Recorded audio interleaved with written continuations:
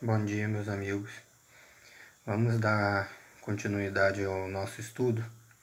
Hoje nós vamos estar aqui falando sobre a lei nos dias de Israel. Conforme nós fizemos, uma separação, além da separação tradicional que nós conhecemos de Antigo e Novo Testamento, dentro do Antigo Testamento eu tinha sugerido, dividir em dois períodos. Então, entre o período anterior à entrada do povo na Terra Prometida. Por que fazer essa separação? Porque é esse período que Israel realmente se torna uma nação física. Embora Deus sempre tenha considerado Israel, falado de Israel, como nação, ela ainda não tinha se constituído dentro de um território. Isso vai se dar após Moisés. Então, após a morte de Moisés, por volta do ano 1400, a nação agora vai ter um território físico, conduzida por Josué. Ela vai atravessar o Jordão e vai ali ter uma série de guerras e vai se estabelecer num território. Então, qual foi o papel importante de Moisés nesse período? Após aqueles eventos famosos na história, a passagem pelo Mar Vermelho, Moisés ele tem a incumbência dada por Deus de estar estabelecendo ali e a lei, ou seja, aquilo que vai estruturar o país como nação no seu cotidiano, civil, penal e religioso. Esses aspectos são muito interessantes. Por quê? Porque o aspecto civil e penal, a gente vê que ele trata diretamente do ser humano, do indivíduo, no seu trato social com seu semelhante. E o religioso é a questão com Deus, onde Deus vai entrar na vida do indivíduo ali de forma religiosa, através da própria lei. Isso tudo está incluído dentro da mesma lei. É um conjunto de leis. Embora tenha ficado muito famosa a questão dos 10 mandamentos, os judeus têm mais de 600 mandamentos, se você for analisar isso como códigos, como regras, estatutos. É uma questão muito ampla. Então a gente só está fazendo uma explanação dessa implantação que se dá a partir de Moisés. O primeiro livro, Moisés escreveu 5 livros. O primeiro ele trata do período anterior ao Egito, até a entrada do Egito, que é o livro do Gênesis. Aí nós temos o livro do Êxodo, Levítico, Números e Deuteronômio. O livro do Êxodo é o livro em questão, quando Moisés começa a escrever, porque lá no capítulo 20 do livro de Êxodo é quando Deus fala com o povo de Israel através do fogo e ali dá os 10 mandamentos. A partir desses 10 mandamentos, Moisés vai começar a citar muitos outros mandamentos, muitos estatutos que Deus está dando ao povo. E o livro de Levítico, esse é exatamente o livro da lei, é onde a lei está totalmente descrita, o livro todo, o livro inteiro, ele vai relatar sobre esses códigos, civis, penais e religiosos, ou seja, o rito, como o rito também vai ser feito. E nós temos depois Números, que vai tratar da própria peregrinação desses 40 anos, onde o povo ali, conforme Deus já tinha dito, vai todo perecer no deserto e somente Caleb e Josué vão entrar e na Terra Prometida. E o quinto livro, e o último, é o livro de Moisés, que acaba repetindo diversas leis que já estavam ditas e escritas, porque essa geração havia sido mudada durante os 40 anos. Não é mais aquele povo que saiu do Egito, são seus filhos agora que vão entrar na Terra Prometida. E então eles carecem, porque os seus pais eram escravos no Egito durante aquele período, saíram sem esse contexto de nação, e agora eles crescem no deserto e vão ser amparados por essa lei. Então a lei judaica ela contempla todos esses aspectos, o aspecto civil, o aspecto penal e o aspecto religioso. Em Êxodo, para citar algum exemplo, porque quando a gente fala em lei, fica muito vago. É importante que no futuro, quando vem Jesus e depois estudando os profetas, que nós tenhamos um conhecimento do que tratava realmente a lei. Então a lei, ela vem cobrir ali, após o período em que Moisés vem do monte com as tábuas dos 10 mandamentos e Deus começa a falar, e para citar só um exemplo, né? Em Êxodo mesmo, no capítulo 21, ele já começa a falar sobre a questão da servidão, como que ela é estruturada. Depois, no capítulo 22, é muito interessante, porque ele fala no 22, a partir do 21, ele fala: vocês não vão oprimir o estrangeiro, após oprimir o estrangeiro, porque vocês foram estrangeiros no Egito. E a partir do versículo 22, do capítulo 22, ele fala também: não vão oprimir nem o órfão e nem a viúva, porque se você de alguma forma oprimir o órfão e a viúva e eles clamarem a mim, e eu ouvir, eis que eu vos visitarei com a espada, e vossos filhos ficarão órfãos e vossas esposas ficarão viúvas.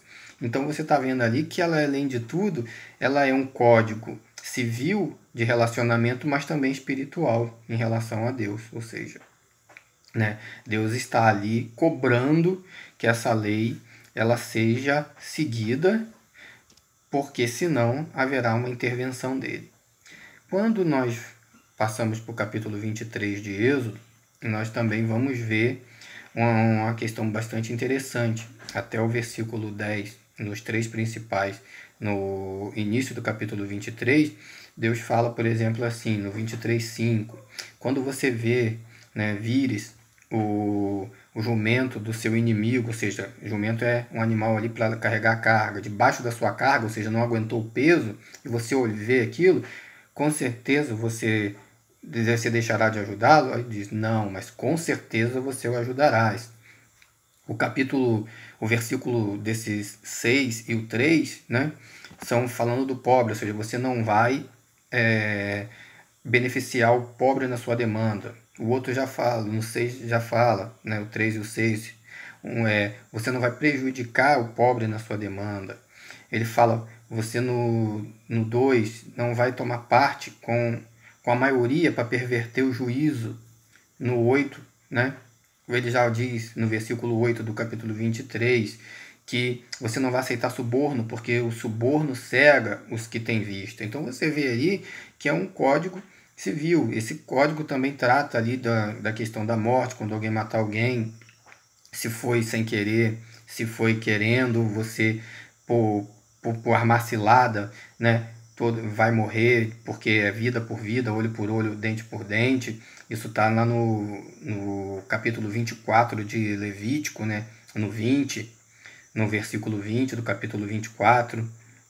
E você tem no livro de Levítico também falando das festas, de guardar o sábado. Ou seja, essa questão de lei em Israel, ela está toda descrita ali. É um código de instrução civil e religioso para o povo. O que isso nos chama a atenção? No primeiro momento, as leis são literais. Mas se você for entender, ela trata do código em relação ao povo e em relação a Deus, naquilo que o próprio Deus ele entende, né, como sendo espiritual, apesar de estar escrito. E quais são as implicações disso?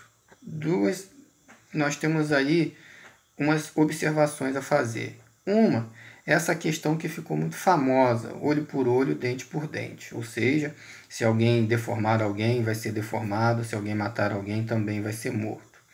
E é interessante que no capítulo 19 de Levítico, ali nos versículos 17 e 18, Deus fala o seguinte, né, que você não vai guardar ira de ninguém, e vai sim exortar, que quando você exortar aquela pessoa, você vai estar isento, né, de pecado. E fala o seguinte, não vai buscar vingança, mas amará o teu próximo como a ti mesmo. Veja que isso se contrapõe, né, ao olho por olho, dente por dente. Outra coisa muito interessante que a gente tem que observar é que o próprio Moisés, né, quando ele fala lá em Deuteronômio, que é o seu último livro, exortando o povo, ele fala o seguinte, que no capítulo 6 de Deuteronômio, lá no versículo 24, ele diz que você vai cumprir esses estatutos e esses juízos, né?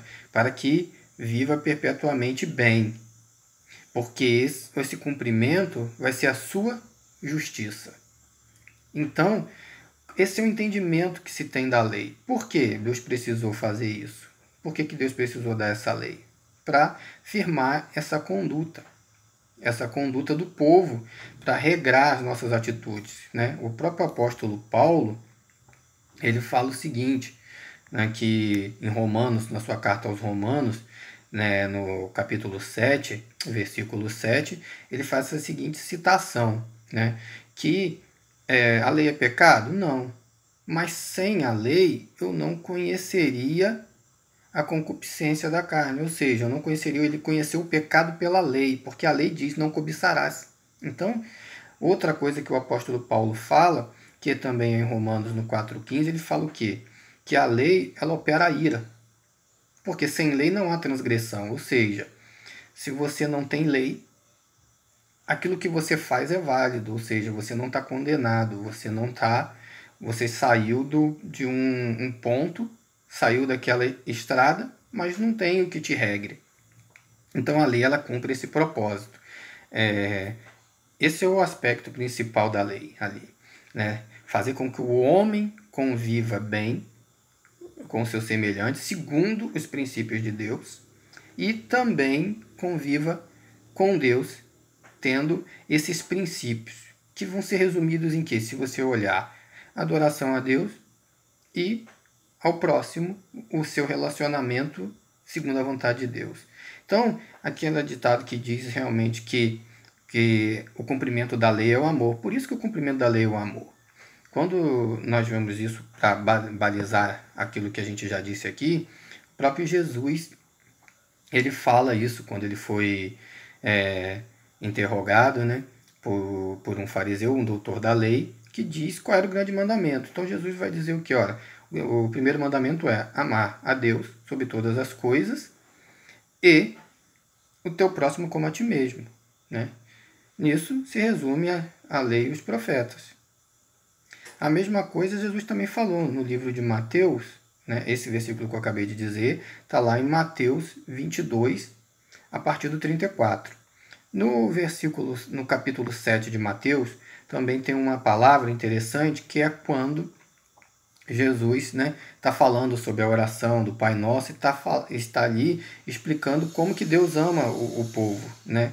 Então, quando Deus ama o povo, ele fala o seguinte: o que você quer que os homens façam, fazei primeiro vós, pois essa é a lei e os profetas. Então, esse era o entendimento de Jesus a respeito da lei e dos profetas. Então, a lei se resume nisso, a lei se resume no amor. E foi com esse propósito que Deus deu a lei, né? Para que o povo convivesse em amor com o seu semelhante e para que amasse ao seu Deus. Então, a gente vai dar continuidade a esse estudo, não no contexto da lei. No próximo, a gente continua falando sobre a lei e os profetas. Então, que Deus esteja abençoando a todos, né? Até a próxima.